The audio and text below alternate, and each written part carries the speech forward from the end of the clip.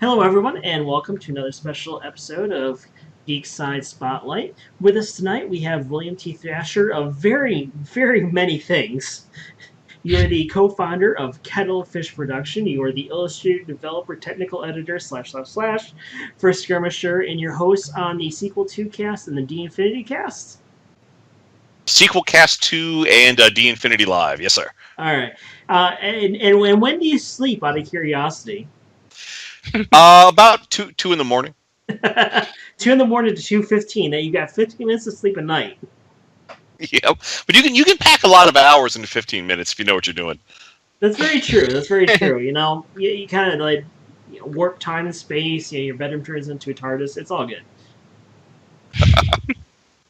All right, and I myself am Wendell, and with us tonight is also Zosian. How you doing, Zo? Hey everyone, pretty good. Excellent, excellent. All right, so where do you want to start, William? Do you want to start with Kettle of Fish? Do you want to start with Skirmisher? Where do you want to start? I don't know. There's a lot going on, and I'm sure one thing is going to end up dovetailing into another. I didn't know if there was anything you all were particularly interested in when you invited me on. Just give us a little background on yourself first, then.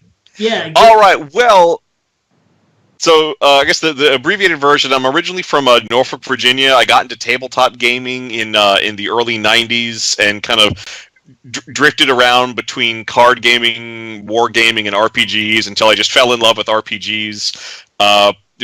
Grew up, went to college at the Savannah College of Art and Design, and it was while there that I co-founded Kettle of Fish Productions with two other students, Jason Michael Aarons and Brandon B.J. Petrie, and we've been collaborating since then, doing primarily special events, live-action role-playing scenarios at different conventions all across the country. But I've bounced around between a lot of jobs since college, like a lot of people have, dipping in and out of different kinds of freelancing along the way, and in that time, kind of ended up falling into doing a lot of tabletop game design and illustration. You wait for me. And actually, I actually was reaching for something kind of significant. I've been involved professionally in tabletop gaming for now over 10 years, and I say that because I just reached over. This is the first book I ever worked on. This is Cthulhu Live 3rd edition. It was published by Skirmisher Publishing. This is how I first got involved with them over 10 years ago, and it's a live action role playing book based on the works of H.P. Lovecraft, but also other people from the Lovecraft circle: Robert Bloch, August Derleth, Brian Lumley, and this is the first thing I ever worked on in a professional capacity, and it's what first started getting me kind of involved in gaming as more than just a fan. And you do more than just the illustration. You do game design as well, right? Yes, I do. Okay. So explain to us what goes into making a game. A lot. Yeah, of course. I know that's a $1 million question there. Like if I could, like especially if you're talking about a tabletop role playing game, I having now been involved in tabletop role playing games in like sort of every step of production. It's a miracle that they cost as little as they do. There is so much effort that goes into these books. In all honesty, we probably should be paying $5 to $10 more for a supplement and $10 to $20 more for a core rule book. And part of the reason is so many work hours have to go into a book from so many people. If you've ever seen people who independently produce their own gaming books, it's very often a one-person show, and as a result, it can take 6 months to get one book out because one person's got to do all the writing, all the editing, all the illustration, all the layout. And the only way to make that go faster is to bring more people in, more writers, more illustrators, more editors, and whatnot. And like any given book, look at the credits. It's the result. It's very often the result of 10+ people. Yeah, a lot of people get involved in that. It's really interesting that it comes all together in one cohesive piece, and it reads all pretty much the same all the way through. The fact that so many different people involved. Yeah, and you can thank good line developers for that, because like a good developer is going to have a very clear vision what they want in the source book, and is really good at delegating responsibility and saying, okay, you're going to be writing this many pages with words on this subject. Also, tell me what it's supposed to look like. Some of the I'm a very visual person, and my writing style, when I'm writing anything in my head, I'm imagining a comic book. No matter what I'm writing. So if I'm writing something and the art and the line developer wants me to tell the art director what kind of illustrations it's going to have, I will write very detailed notes on the illustrations that will often be about half as long, if not longer, than the actual thing that I'm supposed to be writing. Now, have you actually been to the ground pieces of creating a core rule set for an RPG like that? I've created some of my well, actually, I was part of designing the core rule set for Cthulhu Live 3rd Edition. So going back 10 years ago, that was something that I was doing, and I've designed for my own uses. I've designed like 2-3 tabletop RPG systems, and then I've also designed 3, not counting Cthulhu Live, 3 live action role playing systems that all operate in very different ways. Because one thing we learned running LARP events through Kettle of Fish Productions is that not every LARP requires the same rule set, and not every LARP needs the same sort of technical level of material. All right. Can you explain a little bit for those that might not appreciate what goes into developing a set of rules so that one class might not be overpowering another class, and how really you build that all together into, like I said, into cohesive rules? Anyway, that kind of goes into my own thoughts on game design, character design, and game balance as they apply to RPGs. That my goal when designing a rule set for an RPG, whether it's tabletop or LARP, is not to be balanced. I do not believe that game balance is truly possible when you have an asymmetrical game. Chess is balanced. Both sides are completely equal and operate under the same rules. Poker is balanced. Everybody's using the same deck of cards with the same diminishing probability of drawing different hands of cards as the game proceeds. But role-playing games, by the sort of complexity that's already required for a game to support a narrative, and because of the way narratives work, I think that's impossible to balance. And so there's kind of two things you need to do. One is to create the illusion of balance, because if people perceive imbalance, that's going to lead to problems at the table. But 2, as a designer, I want to create a dynamic imbalance. I want to acknowledge the fact that the game by its nature is asymmetrical and imbalanced, but once you get the parts moving, it stands up on its own like a gyroscope. And then from that point, it's all about what you do with the rules and what the players do with their characters. And I realize that that probably sounds kind of overly philosophical, but that's always what's in my head when I'm trying to get stuff. Or what the DM decides to do to the characters. Well, yeah, that too. Well, I mean, That's fun part. I actually DM'd my first game recently, and it's Cool. so much fun. it's because, okay, coming from my gaming history, and especially with MMOs, always trying to get the perfect trifecta balance. To talk about trying to creating it with imbalance in mind is kind of an interesting way to look at it. More so because you when you're playing a game, you never want to feel like somebody's being left out. So to create a imbalanced game where nobody feels left out. Well, and part of the onus on that is on the players, because I truly believe there is no such thing as a useless character. It all comes down to how you use your abilities. If I'm playing in a game that's set on a desert planet with no bodies of water, but my character is built to be the world's best fly fisherman, I will find a way to make my fly fishing skills work in a place where there are no fish and no lakes. I just will have to look for less obvious solutions to problems. And I think that's often what causes a lot of the perceptions of imbalance is when players come into the game with the notion that there's only one way to solve the problem, or even worse, this is the highest number on my character sheet, therefore this is how I must try to solve every problem. All right, okay, I can see you there because I've played some recent D&D games where it seems like we're stuck in roles, and all I can think in the back of my head is like, do something off the wall, do some creation, go around the trap, you know. Say screw this and let's take a left and go figure out what's going on over in the woods over there, you know. And that could be a video game. Where that stuff isn't built in, a video game thing, people coming in, they're not used to anything's possible. I suppose it could be, and yet, you know, even when I tell players, because as a GM, I feel it's my job to create problems that the players have to find a way to solve. I don't bother coming up with solutions to any of the problems I create. Oh yeah. I just make sure that the players have plenty of opportunities to solve those problems. They've got to figure out their tactic.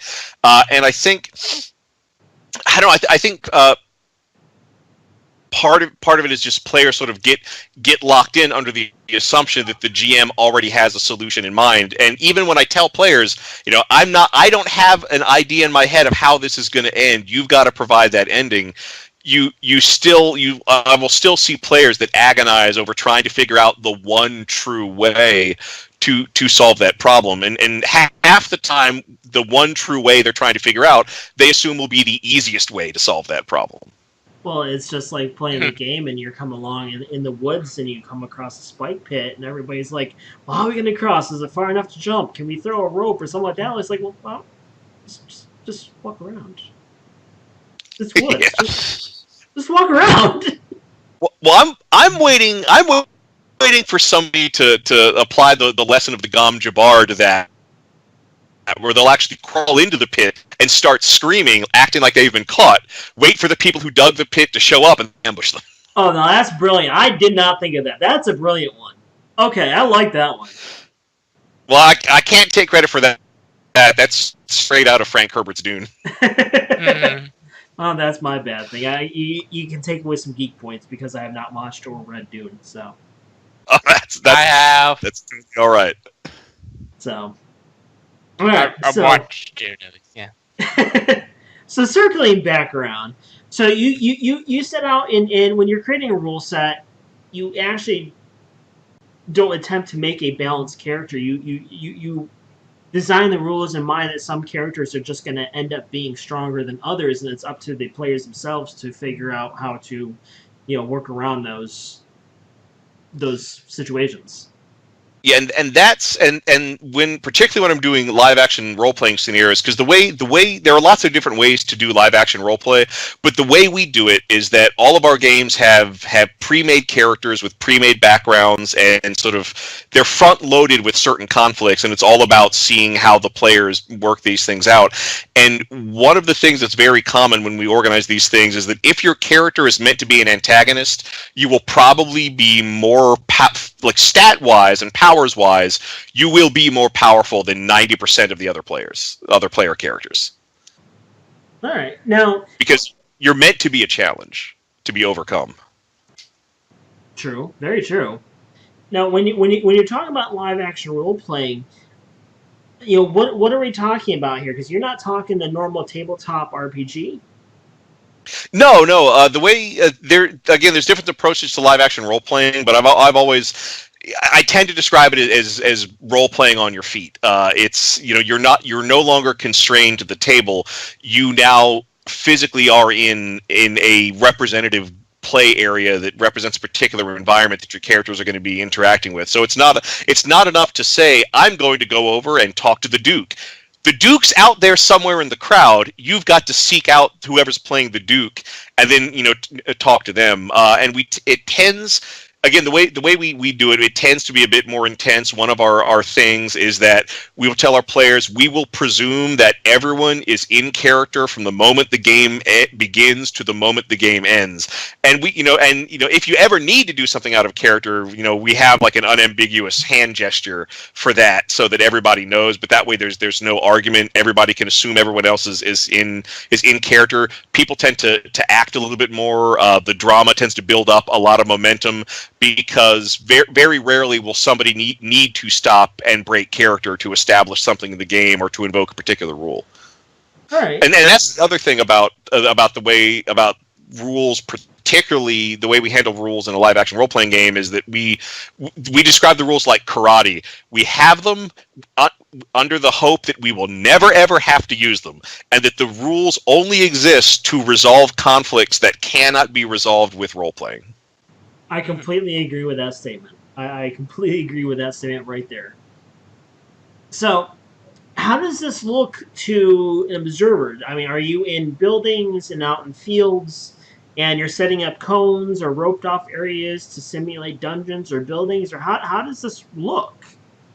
It depends. It depends how we're doing it. We've very rarely done any outdoor games. Usually, because we tend to run these at conventions, we're doing it in a ballroom or a meeting hall or a repurposed cafeteria that is being used by the convention. And how detailed the environment gets also depends on what resources we have, because sometimes we've just had a big empty room and we've sort of had to make do. Other times we have a lot of tables and chairs to play with. We may have brought one or two set pieces that we can set up to help establish the environment. But one of the things when we set up an environment for a LARP, we do try to be clear as to what every space is, because a lot of confusion can happen when one person, like if we're doing a game on a starship, there can be a lot of confusion when one person thinks that they're in the engineering bay, when in fact the room they're in is established to be the shuttle bay the whole time. So like for instance, we did a Battlestar Galactica LARP, and the room we got out tables and chairs and we broke it up, and we said, okay, this area in the front, that is the bridge. That will always be the bridge. This area to the side, that is the crew quarters.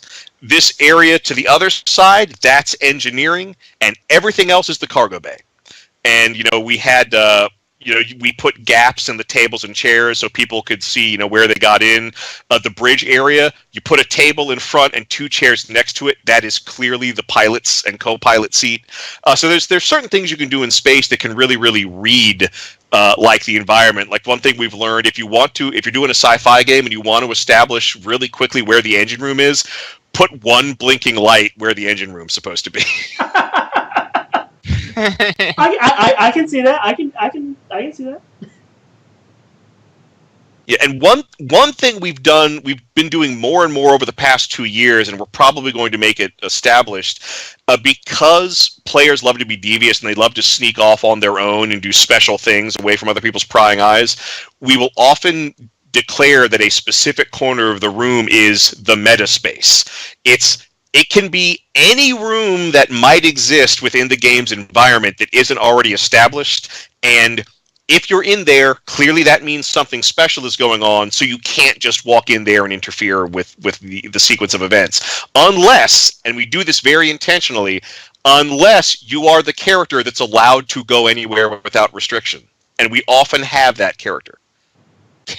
So what would we make it a point that whatever rules we have, we try to make sure that there are at least 3 characters that break very, very core rules in interesting ways. So like the captain would be allowed to go anywhere he wants to. Well, usually, actually, it's a little weirder than that. Like we have a Fading Sun space opera game where one of the characters is the cabin boy on a starship, and his special ability is that he's so small and scrawny he can crawl through the air ducts. And so he can go anywhere on the ship just by crawling through the air ducts, and you can't keep him out. You can't. If you lock a door, he'll just go around it through the air ducts. If you seal off a wing of the ship, since he's one of the crew members, he'll just use his crew override to crawl through the emergency seal on the air duct. Huh. And so as a result, there's no place on the ship that where you can guarantee he won't be able to observe you or interact with you. So he's basically like number 5 on Dark Matter. I don't know if you've seen this show. I don't know. I haven't seen Dark Matter yet, unfortunately. Oh my goodness! You need to go to Netflix tonight and watch it. Okay, for those who don't know, JoJo Ferlin, who plays the character number 5. She's small, but she knows those air ducts like nothing else. She goes through them. She can flank people using their ducts and stuff like that, and it's interesting on how she gets around that ship and finds things she doesn't remember. See, I was thinking more along the lines of Q, just kind of, you can't keep them out, but... Oh yeah, that too, yeah. Q. So how do you go about GMing a game like this? Because, I mean, you've got, I'm assuming, a lot of space, and perhaps a lot of people, too. How does it work to GM a game like that? Well, ideally, you've got a team of GMs you're working with, and the way a good sort of benchmark is to have one GM for every 10 players that you're expecting. We tend to be pretty freeform. Every GM can handle. It's set up so that every GM can handle arbitrating any particular situation. Some groups do get specialized. Like if there's a cyberpunk game, there will be more than one GM, but one GM will exclusively be there to handle hacking, for instance, and another GM will only be there to handle like mega corporate skullduggery, and then there'll be sort of one over GM to supervise everything.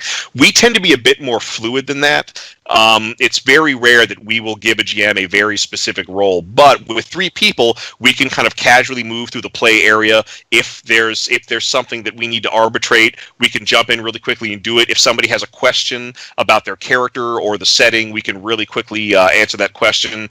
And really, our kind of thing is we don't like to hang around in one spot. If we are not needed for something, we're always just casually kind of making a circuit of the play area so that if someone needs a GM for anything, get there as quickly as possible. All right. So what would because I like kind of these kind of stories. What would you consider your most epic experience that you ever had at a game? Like, what is something you remember years later? Well, one of our absolute favorites. We did a game based on the. Oh, wait a minute. No, we did a game. Yeah, we did a game based on the Arabian Nights. And so there were several characters were genies. We had an evil sorcerer. We had a princess and a prince who had been turned into monkeys and were trying to become human again. We had all this great stuff going on, and the game and everything kept escalating. And at the height of the game, all 5 of the genies had been bound in service to other characters and had essentially wishes had been made for all the genies to destroy each other. And this was such a big deal that the way the game ended is that one of the people playing the genies was like, well, it's established that my father is the king of the jinn. I don't want to die. Can I call out to my father as I'm being forced to cast this spell? And so the way the game ended is that the Sultan of all genies showed up and put a curse on all the players for abusing the powers of genie magic. And what ended up happening is that everyone in the game ended up getting imprisoned inside a storybook. And and they wouldn't be released. I'm trying to remember the specific nature of the curse that the person that we requisitioned to play the King of the Genies did, but it was something like the stories had to be told and then retold 1,001 times. And once that happens, everyone will be released from the book, and hopefully will have learned their lesson.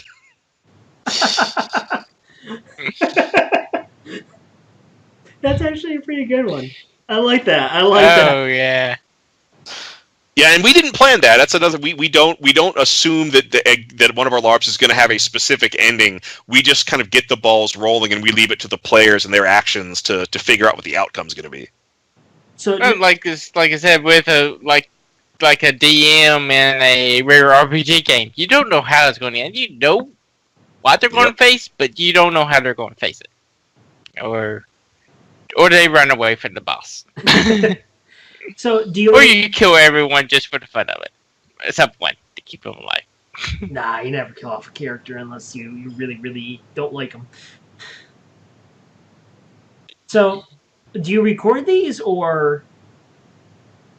We used to have, well, I mean, we still have the camera, but we used to carry a video camera with us, and we would record the games, and we would edit the footage together into little music videos we would put online to entertain our players.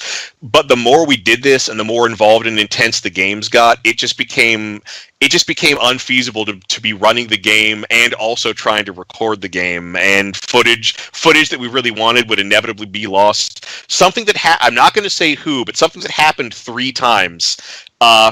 A camera was passed to another GM, and the GM didn't check to see whether or not the camera was already recording, and as a result, either wouldn't start recording or would hit the record button And stop. not knowing it was already recording, so it would turn it off. And as a result, something very big that we wanted to record would be lost for all time. So we usually what we end up doing is we will just take some post-game photographs of people in costume, but that's as far as with documentation right now.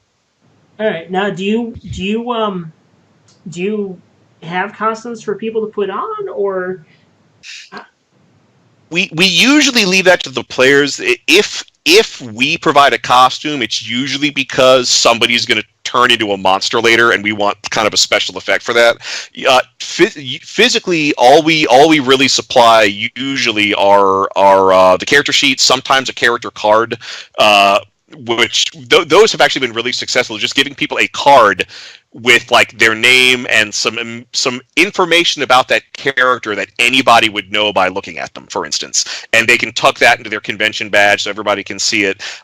If there's certain key props or MacGuffins, we will provide those, but beyond that, we usually leave costuming in the player's hands, and that's for 2 reasons. One, BJ's the only one of us that's any good with costuming, and 2, costuming for possibly as many as 30 people is very resource intensive, and if we packed that many costumes, we wouldn't have room for our own clothes. That's a very valid point. So, what conventions do you have coming up? Where can people find this? Actually, we are going to be at Gen Con next month in August. We have lots of events planned for Gen Con. That's our last big one. We are going to be doing something at Con on the Cob in Hudson, Ohio. However, we have not yet decided what that's going to be. Okay, awesome. Well, hopefully you look at this part won't be in there, but hopefully you look at QuestCon. That'd be hilarious. I want to check it out. Twist, come. I want to say that. Huh? What, Wendell? No, I just saying, twist his arm, make him come. Well, like I said, this con is basically one big adventure, questing. It's in the name, quest, so they're having adventures. So I'll be honest, I think it'd be a lot of fun. I really do. I think you'd fit right in. So, all right. So now that was Kettle of Fish Productions, right? Mm-hmm. All right. So let's talk Skirmisher. What is Skirmisher? All right, so Skirmisher is a tabletop gaming company. It was founded in the early 2000s by Michael Varhola and Robert Mack McLaughlin, who were they've been playing RPGs since the 80s. And the short of it is that when D20 was released with its open gaming license, they decided, well, what the hell? Let's make this a business venture. So they started Skirmisher Publishing to release initially D20 books, and I think their initial releases were like Experts, which was a game of special classes for people who were experts in different fields. Their most infamous book from this period was Nuisances, which was a source book that was a parody of D20 source books. It was all preposterous, imbalanced things to sort of confound your players, but also add a level of humor in into the game. Like, one of the things it had was a random exclamation point table. It was just a huge grid of different arrangements of exclamation points in different fonts that you would roll on to generate an exclamation point for your game. And it was just loaded with things like that. And the whole reason I got involved with them is that through Kettle of Fish Productions, we had been running Cthulhu. We had been running Cthulhu live events at our college, and then eventually independently. And in 2004, when I graduated from college, my graduation gift was a trip to Gen Con. And I knew that Mac McLaughlin, who wrote the edition of Cthulhu Live we were playing, was going to be there. So I got in one of his games, and after the game, I hung out with him, and I showed him, like, I brought our photo album from the games that we had been doing. I showed him some of our props, and I gave him a business card because he wanted to keep in touch with me. And so a few months later, I got a phone call from him saying that they were going to do a third edition of Cthulhu Live, and as I seemed to know what I was doing, he wanted me involved. And so that's how I got involved with this, and then through him, I met Michael Varhola, who was pretty much the editor-in-chief of the company, and have been working with them in various capacities ever since. Brilliant. That's awesome. So they started off making a game just basically making fun of RPGs and breaking all the rules. Yeah, basically. Yeah, and that's something that they've kept. Skirmisher has kind of a very raw sense of humor that tends to find its way into a lot of their games. I'd love to play that. I really would. I want to roll. Nuisances? I want to roll on the random exclamation point table. Oh yeah, definitely would like to play that game sometime. So, can you tell us what you're working on right now for Skirmisher?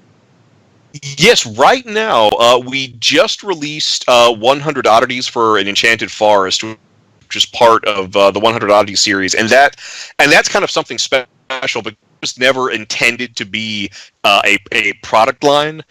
It started with one article that one of our collaborators, Clint Staples, wrote, which was just like 20 weird things you might find in a creepy house.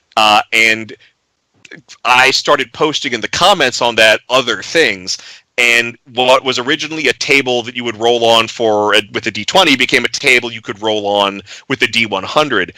And we figured, well, we both know Skirmisher. Let's just compile all this stuff we wrote, trying to one up each other on this blog post.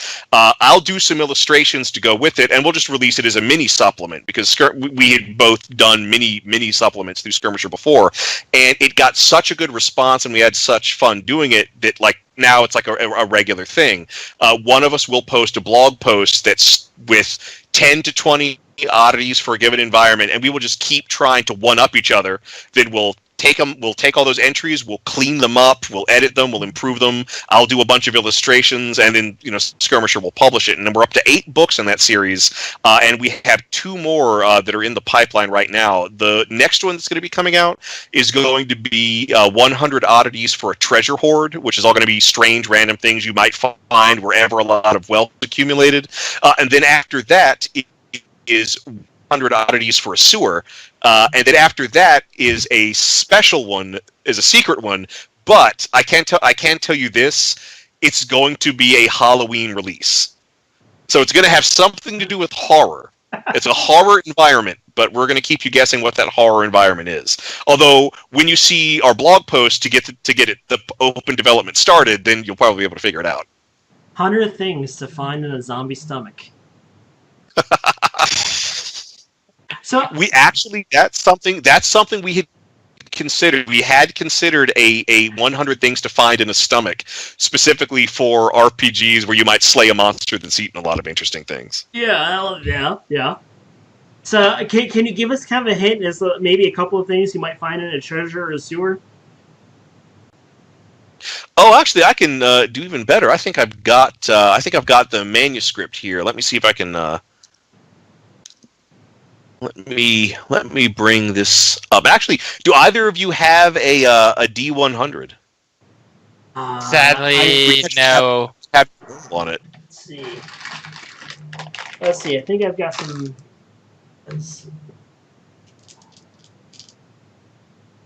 All right, percentage. And one thing to keep in mind for oddities, it's specifically like strange things that one might find in the environment. So it might be an object, it might be an NPC, it might be an encounter or an environmental effect, but it's always unusual, and it's always meant to kind of, oh, excellent.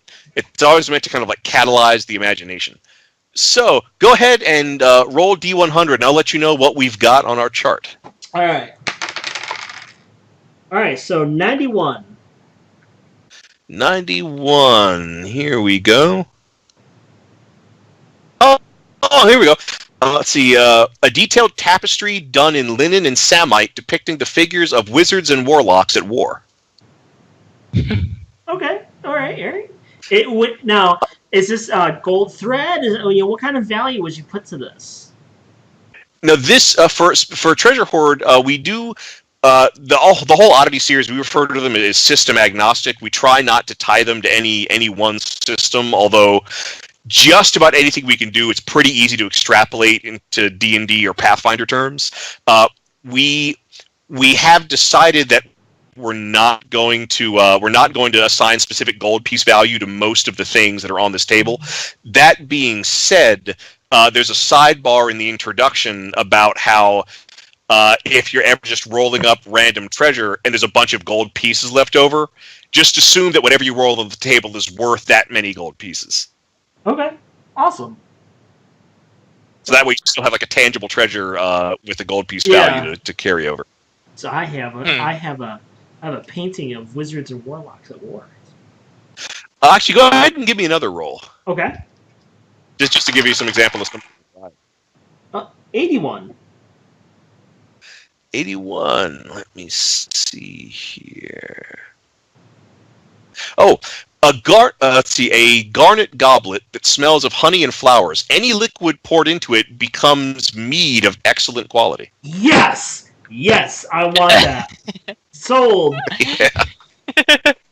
I'm gonna have to buy some of these, definitely.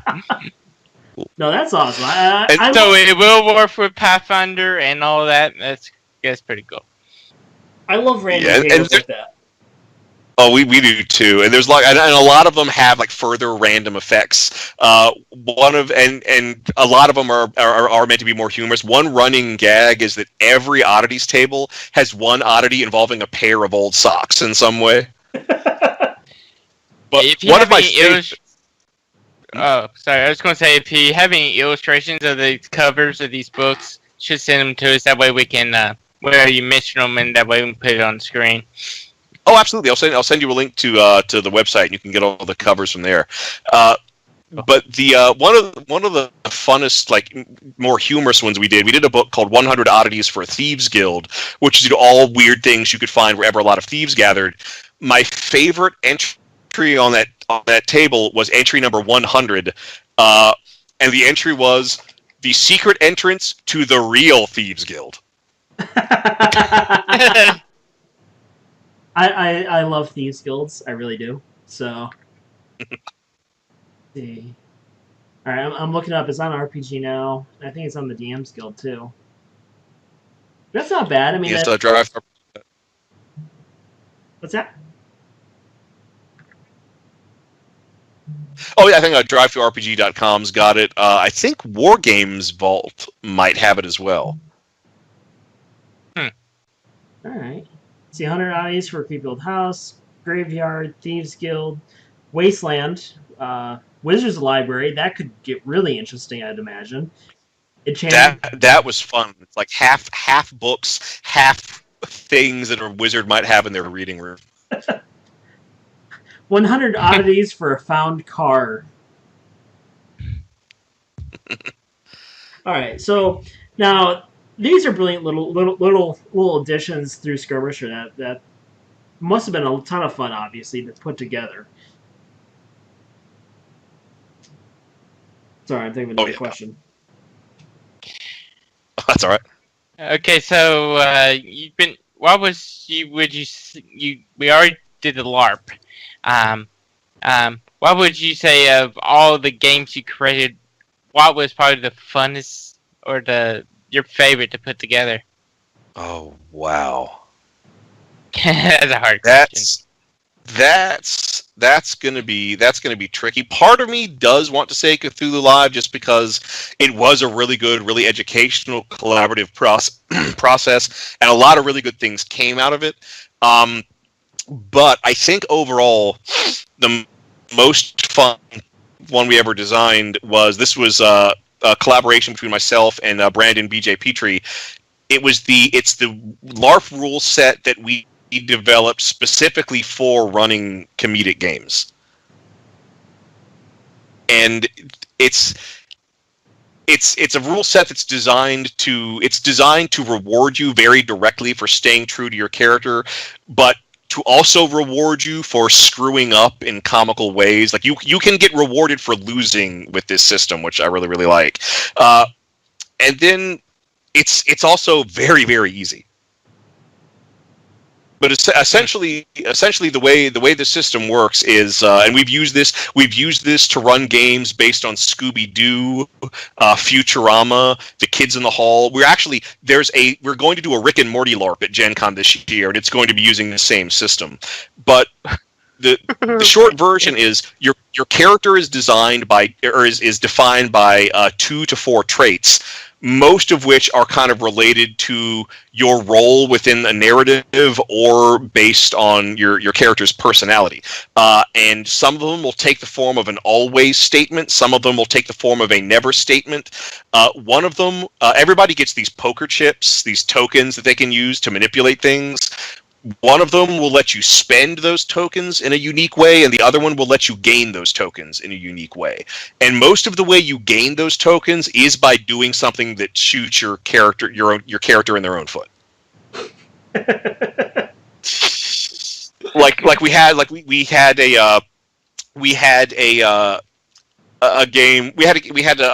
game where there was a librarian who protected the books in the Miskatonic University libraries, especially the cursed and evil books. And the way they got their token, they got a token back every time they returned a stolen book to the library. Which means to get those tokens, they had to let other people steal the books. So whenever somebody came in. Oh, yeah. So it was great. So, if somebody came in acting suspicious, they had a lot of incentive to either completely ignore that person and act like a bumbling fool, or to let themselves be distracted by that person or fall for their inane lies. And then go back and get the book. Oh, yeah, it worked so well. We also had a game where there was a character who they thought they were the toughest guy in the world, but they were just no good in a fight. They got a token every time they got beat up. So they had an incentive to pick fights they couldn't win, and then to lose those fights. Oh, that'd be brilliant. Now, do you publish these rules? Do you sell them, or is this just for your games only?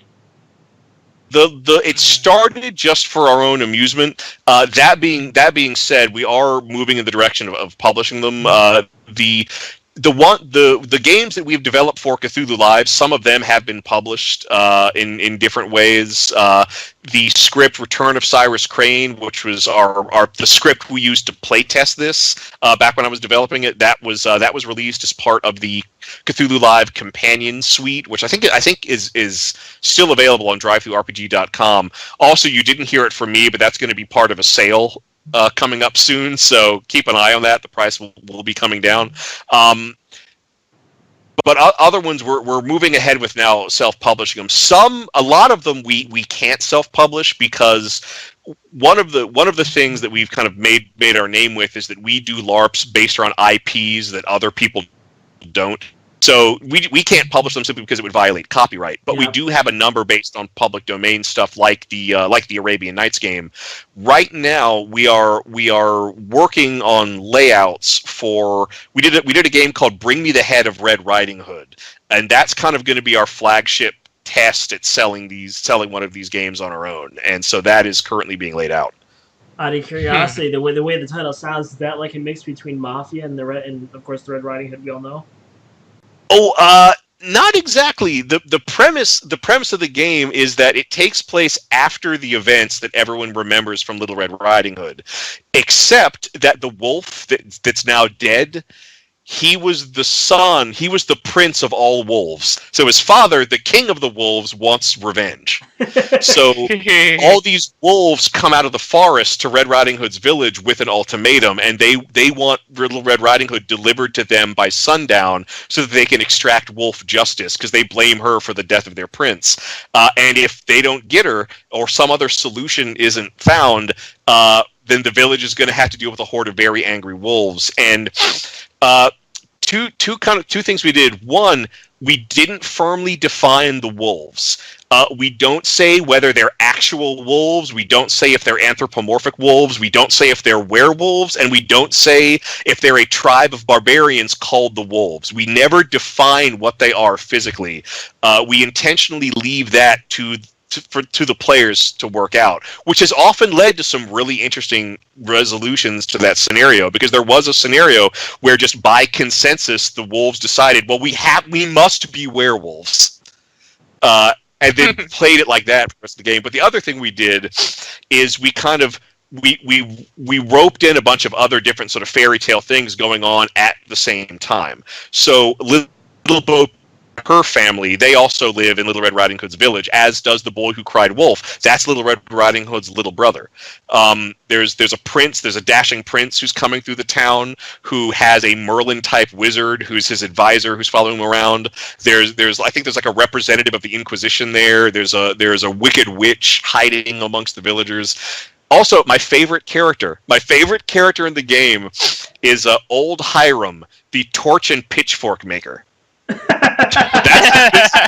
makes torches and pitchforks, and business is bad, so he's trying to whip the town into a riot so that he can sell them torches and pitchforks. Oh, that sounds like so much fun. You should. It'd be funny. You should probably do something like a Hoodwinked. You've seen the movie Hoodwinked, have you? Actually, I haven't, but I know the premise, and we did one of the games that we have talked about doing but haven't done yet is to do a game where, like, any fairy tale that involves a grand ball, they're all that's one ball that all those fairy tale characters are in, and we've talked about various ways to do that. We have also been talking about what was it? We had also considered doing a game based around the Knights of the Round Table that would also bring in like all other like forms of knightly lore. So it would also have Gawain the Green Knight, Sir Percival, Saint George. Like if it's a knight and it exists in folklore, we would find a way to have it at the Round Table. And that's something we love doing. We love mashing things together. We love taking like different things and combining them and seeing what happens. I just had this image from Monty Python's Quest for the Holy Grail. Oh, actually, speaking of mashups, and I probably should have mentioned this when you were asking me about some of the greatest LARP moments. So we did a Cthulhu Live game called Charlie Chonka and the Fudge Refinery, where it was the story of Willy Wonka, but filtered through the horror of the Cthulhu mythos. And so there's this eccentric chocolate maker called Charlie Chonka who's been locked in his factory for 50 years. And one day, 5 horrible children find 5 silver keys in their chocolate, and they're allowed to unlock the doors of the factory and come in with one family member of their choosing to see what it's like on the inside. But of course, Charlie Chonka has a sinister purpose. The Great Glass Elevator is in fact for the purposes of this game, it is in fact an Aztec sarcophagus, and he's going to die. He has to trap an innocent child in the sarcophagus so that he can transfer soul into their body and live forever. Now the thing is, though, for the ritual to work, you need to have one innocent child, but then you have to sacrifice other childs who archetypally represent different sins. So that's why all these horrible children are there as well. But we decided to modernize it. So we say, well, if this happened today, what would be the modern day equivalent of characters like Mike TV and Veruca Salt? And we came up with some truly horrible, horrible children for this game. But the best part is that Charlie Chonka is assisted by these diminutive little helpers called the Coco Chochos. And they had a special power called doopity do's and don'ts, where if someone died in their presence and they sang a song about a moralizing song about why they died, that's how they produce the mystical energy that powers all the rituals. So they do have to sing when someone dies and make up a song. Now, this happened completely by accident. We did this game like 3 years ago at Gen Con for the first time. And the first person who got cast as one of the Coco Chochos, her day job is a choir director. So every time, so the way the game works is if you die, you come back you re-enter play as a Coco Chocho. So whenever someone came back as a Coco Chocho, she would give them a crash course in how choirs work. So whenever someone died, we had full-on musical numbers. It was great. At the end of the game, when the last kid died, we had 20 people singing this Oompa Loompa song about how you shouldn't look at internet porn. It was hilarious. Oh my! Oh, dear God. Please tell me you're going to do this at Gen Con. Oh, please. We're doing it this year, but we're probably bringing it back next year. Oh wow! Oh my! Oh wow! I'm going to definitely have to tell a friend of mine who actually is going to Gen Con this year to come and see your LARPs. Oh, that is brilliant! Oh, or participate. I want to come to Gen Con, but I can't. So many cons, not enough money. Yeah, we've had a lot of success taking like classic children's things and then putting some sort of weird dark spin on them, but keeping them comic at the same time. Some would call it demented, but whatever. Yep. Oh, that's brilliant. All right, so moving on.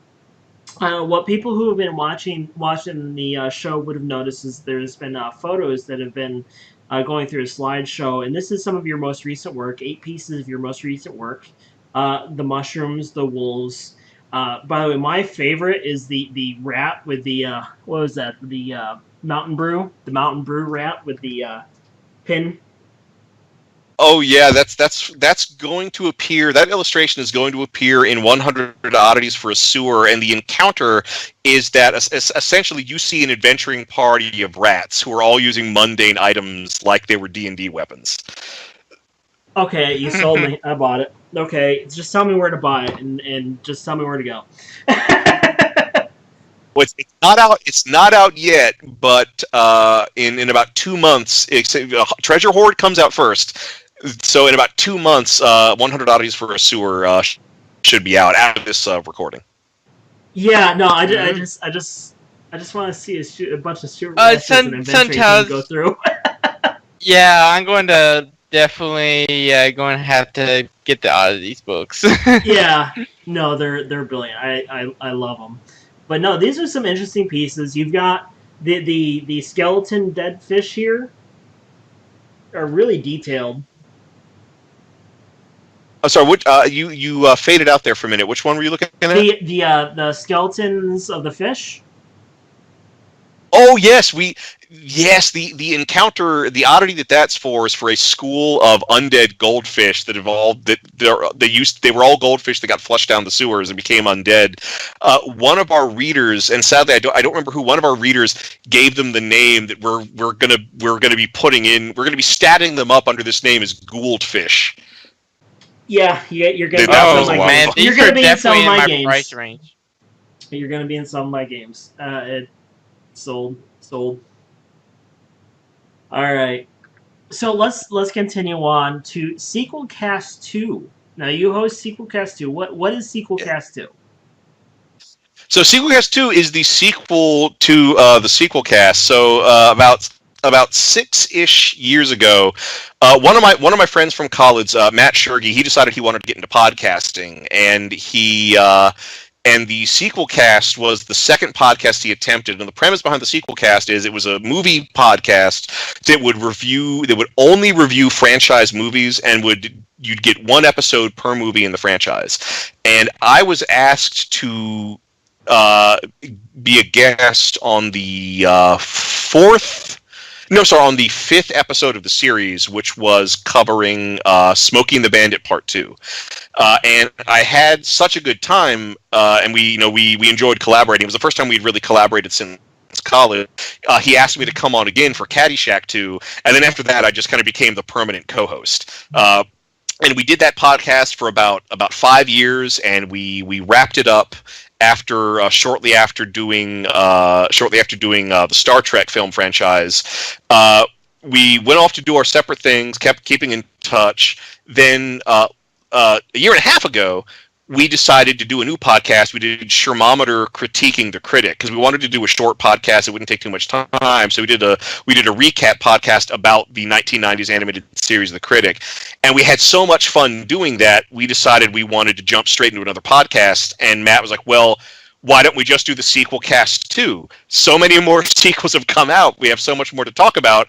And this also gives us a chance to talk about movies that we covered in the first series that have had sequels since we stopped doing it. And so that's how the sequel cast 2 got started. We are still covering movies and franchises one movie at a time. But the two other big features that are part of the show, one is What You Watchin', where we talk about some other thing, some other movie, sometimes TV show that we've been watching. But the other big one that's really fun is Pitch a Sequel, where whatever movie we just reviewed, we have to come up with our own sequel to it as if no other sequels had ever been made. And that's really fun because we get to stretch our imaginations. What would you do with Smokey and the Bandit?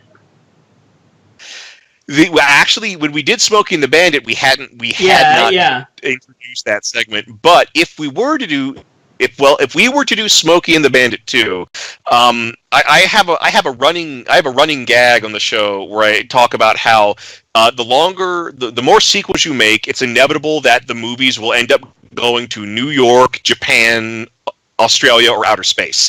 And so what I would probably pitch for that is Smokey the Bandit going to outer space.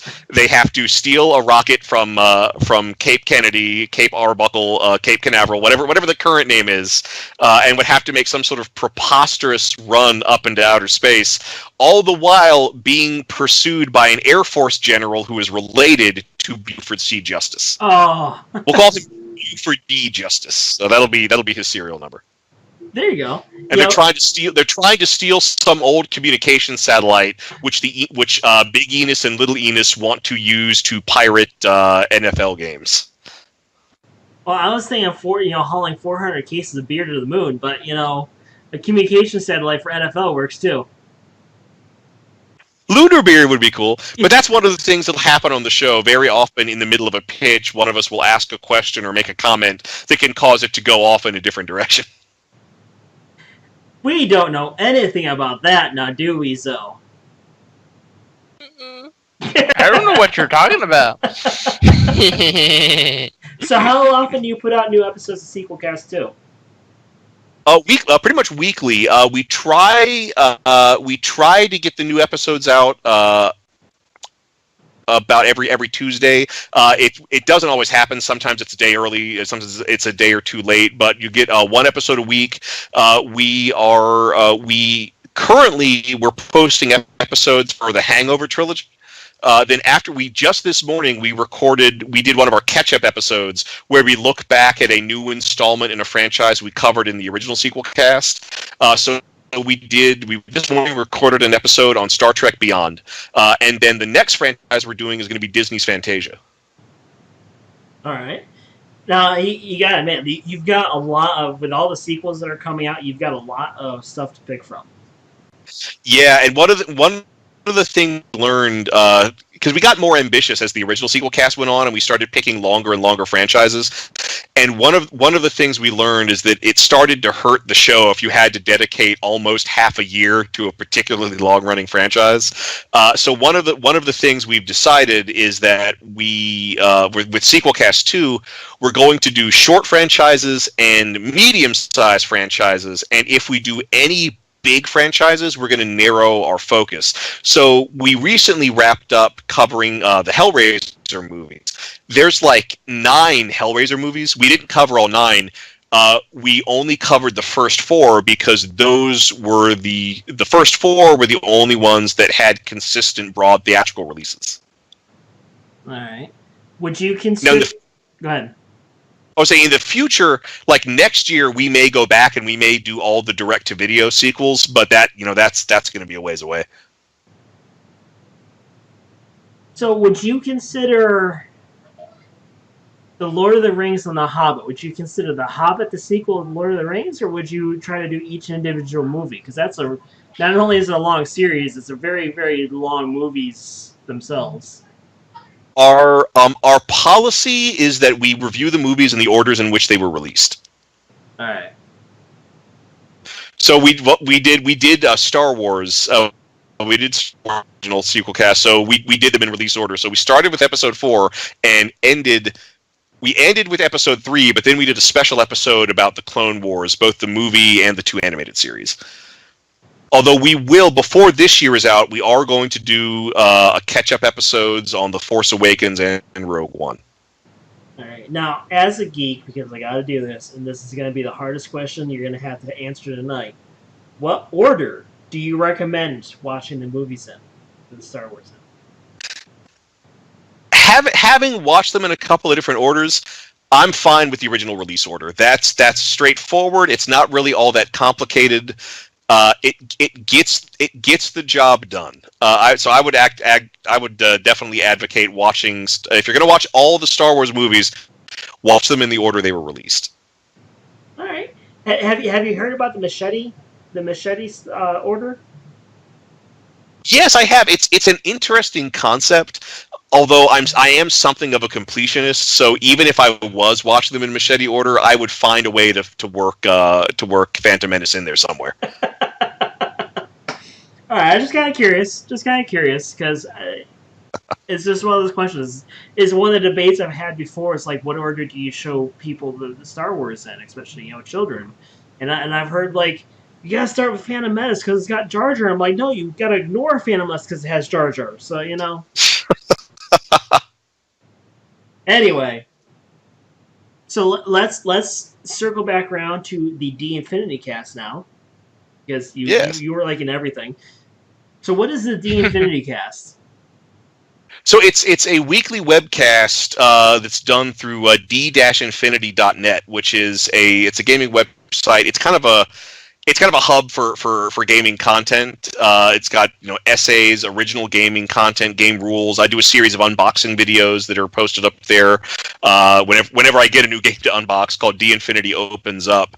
But that was kind of a that website started for a couple of reasons, but mainly we all know people who can write good game material and would love to do different kinds of game, like blogging and more casual online posts of gaming material.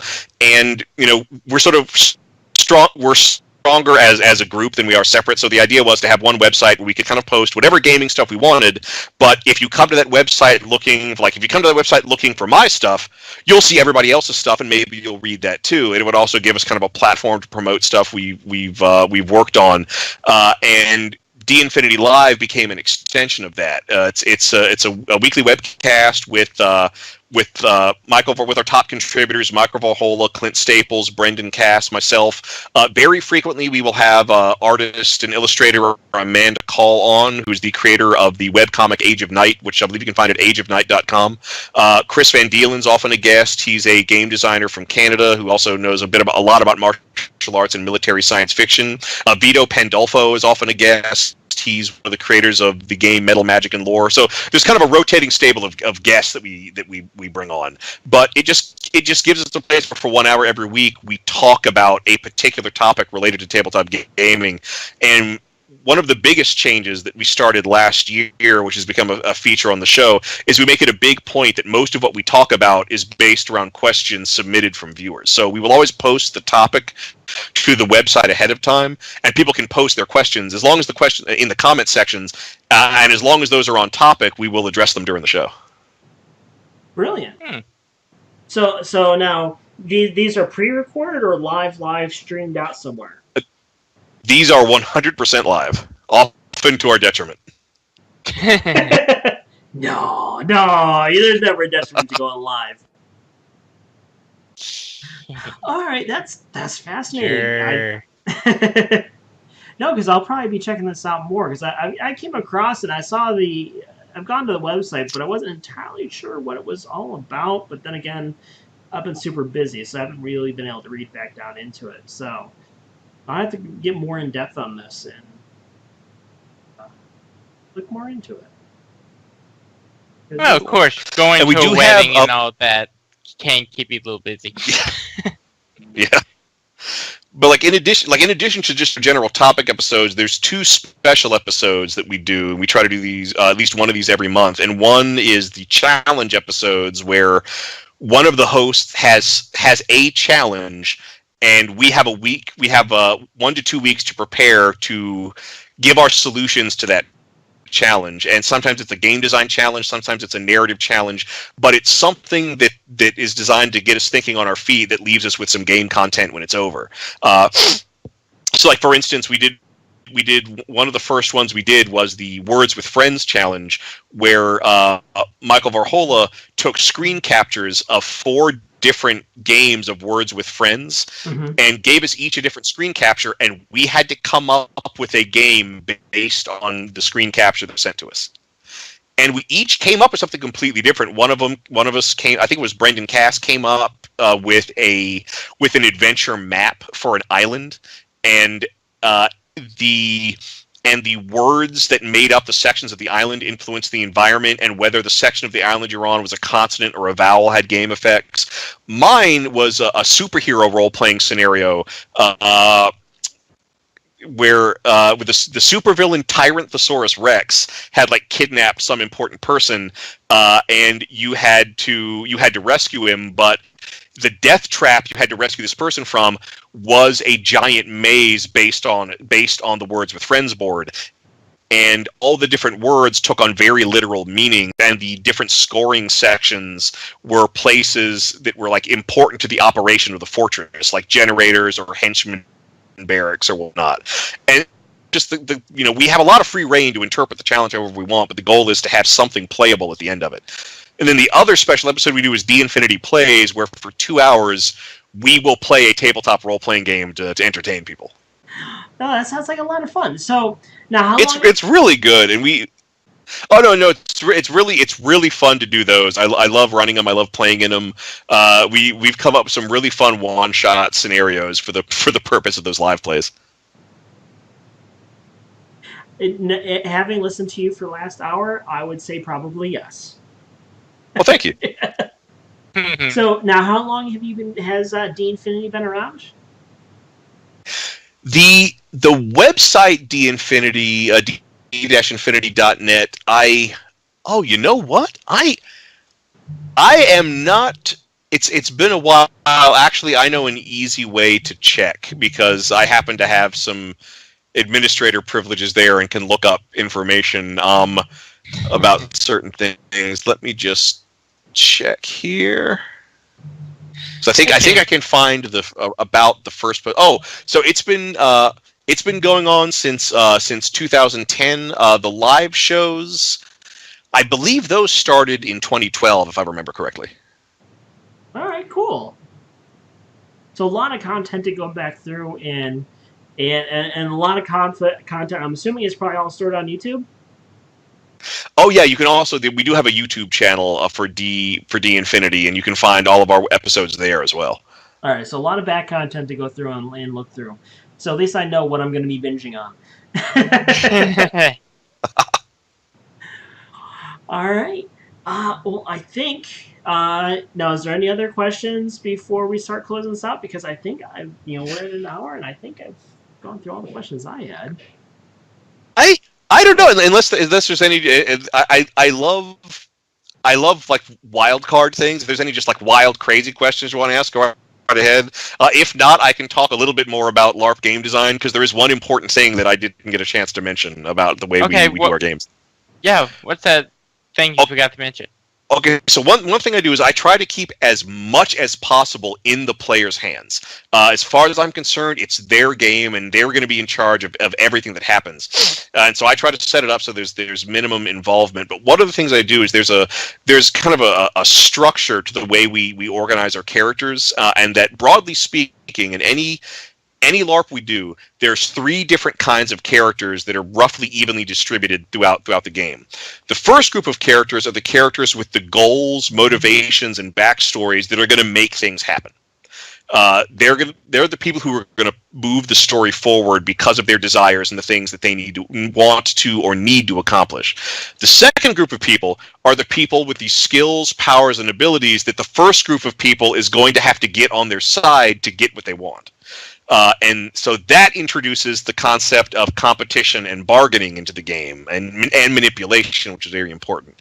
But the third group are the monkey wrenches. The third group exists to complicate and interfere with everything the first 2 groups of people are doing.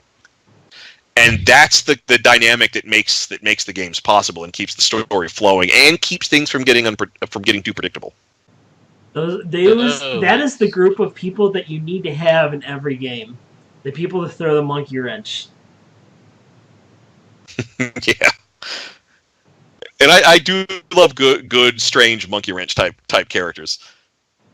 Well, now that you asked what's your favorite? Deadlands. What's that? Yeah. Oh, yeah, might as well tell us. Well, I'm glad you mentioned it. Okay, so my 2 favorite monkey wrench characters. Okay, no, three. I'll give 3 only because one of them has become part of the lore of everything we do. One, you ever heard of Deadlands? Heard of it. Yeah. I haven't played it. So there's a monster in Deadlands called the Texas Tummy Twister. It's this parasite that, like, its larva lives in contaminated water. So if you drink the contaminated water, it gets into your stomach, and it grows into this lobster thing. It latches onto you, and it digs these spikes into your spine, and it strangles your brain and takes over your body, and all that it wants to do is foul water and reproduce itself. Now, it's not an intelligent creature, but it is a gifted mimic. So it can make the body go through its normal routines and can say a couple of simple phrases like a parrot. So we did a Deadlands game, and one of the monkey wrench characters was a person who had been infected with a Texas tummy twister. And because they were a mimic, they could only say 3 things. So the only thing this player could say in character was, "That won't fly in Texas. I'd buy that for $1, and there's a snake in my boot." And you would be surprised what complex things you can communicate with just those 3 phrases. And the best part is if they successfully infected anybody, they got the same limitation, but they got different phrases. It was so great. It sounds like organized chaos, and it's... Oh, yeah. So our second favorite monkey wrench character, this is in the Arabian Nights game. Okay. So we had an evil sorcerer. And the evil sorcerer, their goal was essentially to make everybody miserable. Like, that was it. Like, their job was to make sure everybody was living the worst possible version of their life. And the sorcerer's power was evil sorcery. And the rules for evil sorceries are as follows.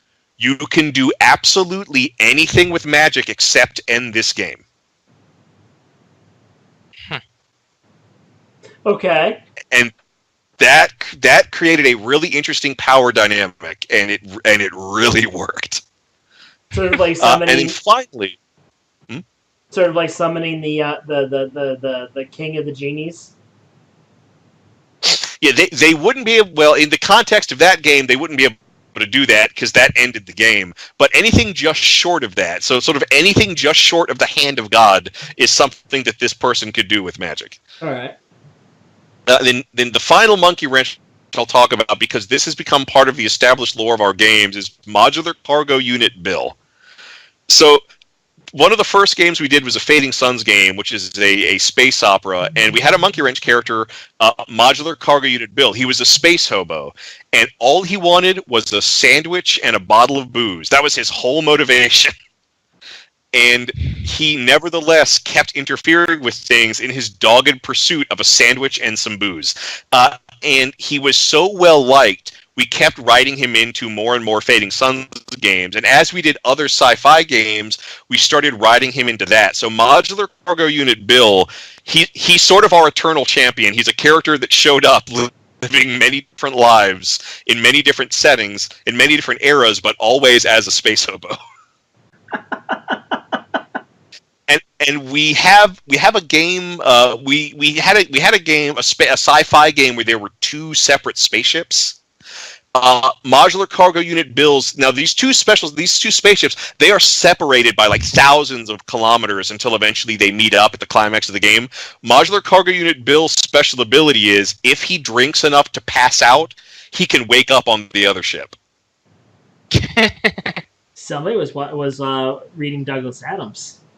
Exactly. And actually, that's another fun thing we do, because I like arcane pop culture references and I like people doing creative things. Anytime we have a character, in that character's list of equipment and possessions will be something really weird.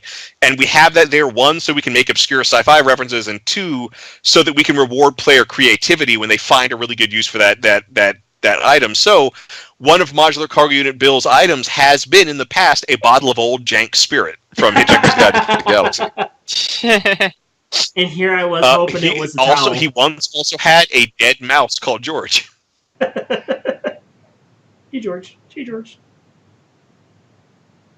Let's see. We had a character with a banjo with one missing string. We had a character with an empty beer bottle. We love putting in seemingly useless items, because a clever player will take that seemingly useless item and will end up turning the game on it. And I love that moment. Oh, you guys had too much fun. Way too much fun to be good, to be legal. Hey, at least you get paid to do it, right? To have fun. You love what you do. Well, I mean, that's the nice thing about actually being able to draw stuff and get paid for it. I can have a good time and then have money afterwards. The eternal quest: get paid to have fun. Yeah. All right. Well, I believe we're at the end of our time. Zoe, I think it's your turn. oh, I'll let you do it it's this my time. turn. All right. Yes, it's your turn. I did it already today. This is This is the time of our show that we need to thank our sponsor and give them props, and also try to convince you to come. And we're talking about QuestCon. We want to thank QuestCon for sponsoring the show. QuestCon is a convention happening in Mobile, Alabama, October 20th through the 22nd. It is going to be absolutely epic. And we're trying to build an experience down there. We're going to have all sorts of gaming. We're going to have Adventure League tournaments. We're going to have Pathfinder Society tournaments. We're going to have Gulf Coast Gaming is bringing out their library of gaming. We're going to have several 20-plus guests all across the genres, from cosplayers to game designers or book designers, to actors, actresses. We're having Jodelle Ferland coming. We were just talking about her earlier in the show. We've got KidsCon happening over in the Explorium across the street.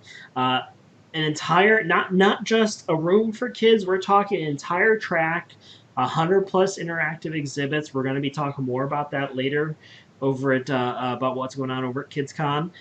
We have the Mobile History Museum involved. We have in the park right next door to the Mobile Convention Center, we've got the Wrecking Yard, which the best way I can describe it is a post-apocalyptic Ren Fair.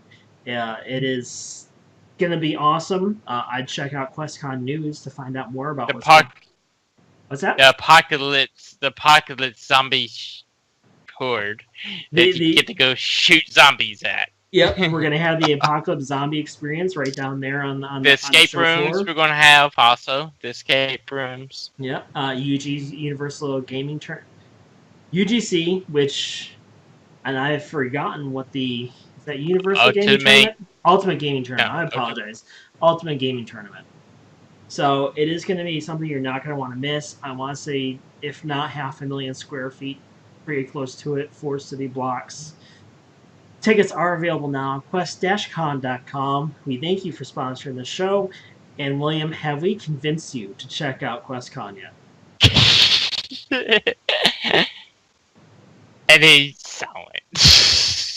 Yeah, he probably muted us. He probably I've heard this a million times already. I'm sorry, what was that? You broke up there for a moment. Very funny. No. We're just trying to see if you're convinced to come to QuestCon yet. Alright. Well, William, thank you for coming on and talking about everything you do. Because, like I said in the beginning of the show, you do a lot.